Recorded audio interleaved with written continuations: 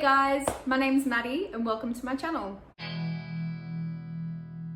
So today I'm going to be talking about getting started, knowing the space that you have, what kind of light that you can provide, what directions that your window are facing, so north, south, east or west, and what plants are going to be happy with conditions that you can provide them. Before running to a plant store, grabbing whatever looks good off the shelf, bringing it home and then going, what the hell do I do? So as we know, the sun rises in the east, sets in the west. So for example, if you have east facing windows, you're going to be getting that morning sun, whereas if you have west facing windows, you're going to be getting that more harsh afternoon sun.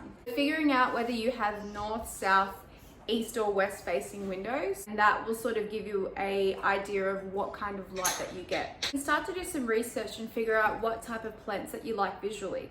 So whether you like a more tropical vibe, whether you like plants with like colorful foliage, plants that trail or climb, plants with like larger leaves or plants with more smaller delicate leaves, or even things like cactus, succulents, or even air plants. So many plants out there that there's bound to be something that you like and that will be happy to live in your home. So once you've done some research and sort of figured out what kind of plants you like, you need to figure out which will be suitable for your home.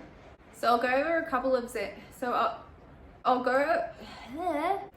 go over a couple examples of different sorts of plants that will be happy in different lighting conditions. So I'll give examples of low light, medium light, bright indirect light, and also direct sunlight. But if you're sitting there going, Maddie, I don't know what the difference is between any of these. I generally like to put it this way. So direct light means that there is no barrier between the sun and the plant.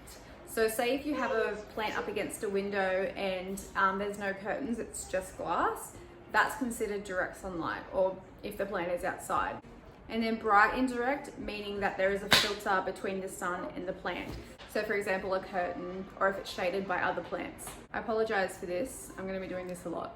So medium light is when the room is still well lit. So for example, right now I'm in my lounge room and my lounge room has a west facing window.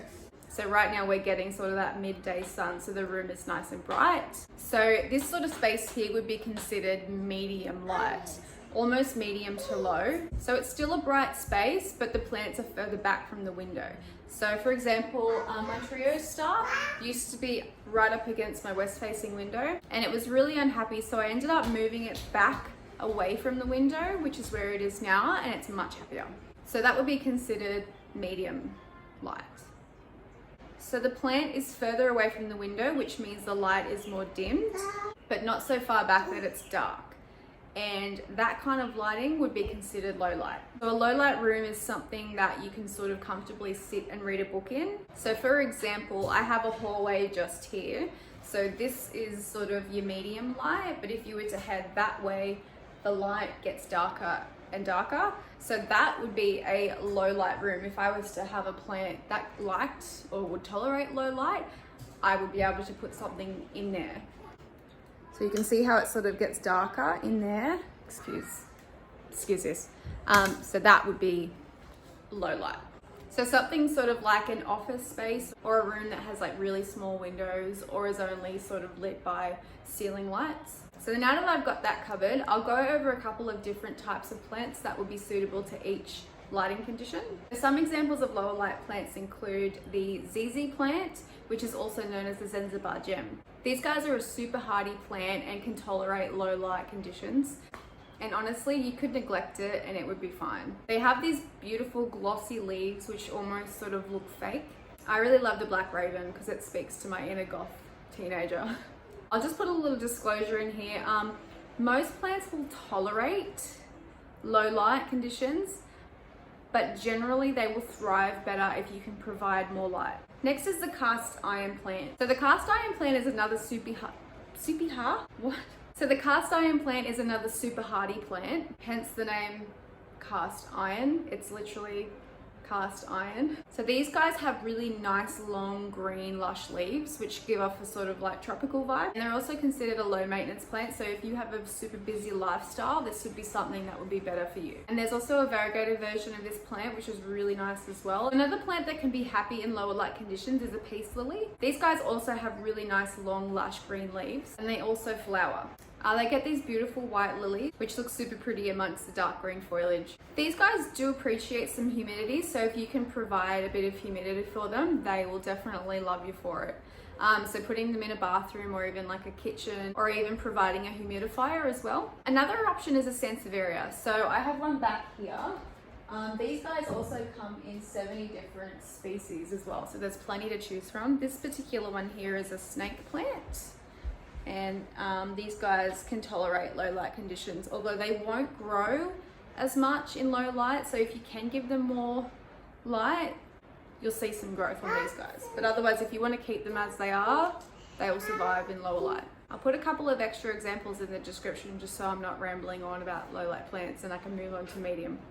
So now I'll move on to medium light. The first plant that I've got noted is a pothos, however you want to pronounce it. I have 2 in my home, and out of every plant that I have, they give off the best growth.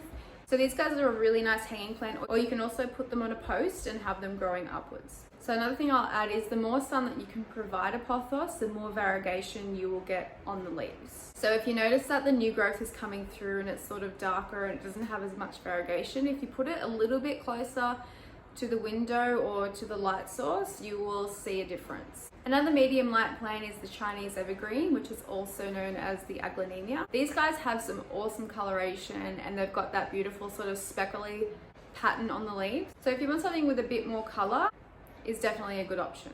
Another option is a corn plant.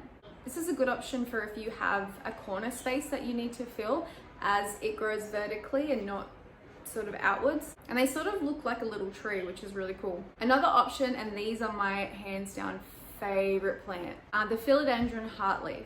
These are another plant that are really nice in a hanging basket, or you can also put them on a post as well. The leaves are a heart shape, and they're also a really nice deep green. It's such a beautiful plant. I could own several of them and never get over them. So now moving on to bright indirect plants. So this is where you're opened up to more options. The first plant that I have noted here is very popular. It is the Monstera deliciosa. This plant is all over social media. Everybody wants them, and you can tell why. They're just stunning. They're amazing. So these guys have really large leaves which have fenestrations in them. So fenestrations are like little slits. So these guys are a relatively easy plant. And these guys from experience are relatively easy to keep. They're a pretty low maintenance plant, pretty hardy, you can't go wrong. If you can provide the space, these guys are definitely a good option as they do grow quite large. The next that I have on the list are Hoyas. So I'm fairly new to Hoya, but from what I know, they're relatively easy to keep. I say that now, we'll see how it goes. I have the one at the moment and it looks happy so far. So my favorite is the Hoya Crimson Queen. So these guys have beautiful green and cream leaves, and the new growth comes out white and like a pastel-y pink. So pretty. And also in the right conditions, they have a potential to flower as well, but I think you have to provide them a lot of sunlight. So next is the Chinese money plant, also known as the Pilia, I'm gonna butcher this, Peperomoides. I went to school, I can read. So these guys are a super cute little plant. The leaves on them are these little discs, sort of UFO shaped. They're a super cute little plant. So if you're wanting something with a little bit more color, the Tradin Scantia is another option. Tradin Scantia? Tricolor. So this one is a super beautiful hanging plant. It has these green and purple, like really small, delicate leaves. So if you have a window that can provide bright direct light, this would be a good space to have either succulents or cactus. Otherwise, there are a few plants that will tolerate some gentle morning direct light, something sort of like a chain of hearts or a jade plant. So now you kind of have a rough idea of how to tell what lighting conditions you have in your home and a few options of plants to go along with those conditions. So next it's time to go and get a plant. So just a few things you want to do before bringing a plant home. So you just want to check over the whole plant and just make sure that it is in a good condition. Check that there are no pests. Check that the soil isn't a sopping wet mess. And if it is, you want to bring it home and put it in a nice bright warm spot just to let the soil dry up as much as you possibly can before it ends up getting root rot if you can't get it to dry up fast enough. And if you're unsure of what to look for in a healthy plant, just find somebody in the store that knows what they're looking for when it comes to a healthy plant. And hopefully hopefully there's somebody there that can help you. So once you have found your plant and you know that you have the space for it, pretty much ready to bring it home and be a plant parent. A few things that you can grab while you're there to bring home, which will make your life so much easier now that you're a proud plant parent. Proud plants, try saying that. Try saying that over and over. Proud plant parent, proud plant. Proud plant parent, proud plant. First thing that I suggest, and this thing saved my life, is a moisture meter. So this guy will measure the soil and tell you whether that it's dry, moist, or wet. All you have to do is pop it down in the soil and it gives you an immediate reading. And then you can determine whether it's ready to water, whether you need to leave it a few more days, or whether you've watered it too much and you need to fix that situation. Another thing to grab if you've got plants that require humidity is a humidity reader. Has the temperature, but it also has the humidity down here as well. At the moment, my house is reading 65, which is generally pretty good for the plants that I have. Another thing to grab also just to help with humidity is just a little spray bottle, and you just spray that all over your plants in the morning. Another thing you can also purchase too is a watering can. You don't need one, but if you have smaller pots or you have plants that you can't quite reach and you need a more precise nozzle, this is a good option to have as well for that. Another thing you can do for humidity as well is getting a tray with some pebbles and just filling that with water and sitting your humidity loving plants on top of that. So that'll help with increasing the humidity as well. And lastly, if you bring your plant home and you have any concerns at all, there are plant communities on social media. One I suggest is Crazy Indoor Plant People Australia, which is on Facebook. But there are a ton of other groups out there that have really good communities which will be able to give you any advice or tips that you need. Also, watching YouTube videos is another way to gain information as well. I'll link below a few channels that I watch religiously, which really helped me out at the beginning. They all have different types of videos covering all different types of topics. So that's it for this video. I hope you found it helpful in some way, and it's given you some good advice that you need to go and purchase your first plant. So if you like this video, give it a thumbs up. Don't forget to subscribe to my channel. I'm going to try to bring out a video every week. But until then, I'll see you in the next one. Bye.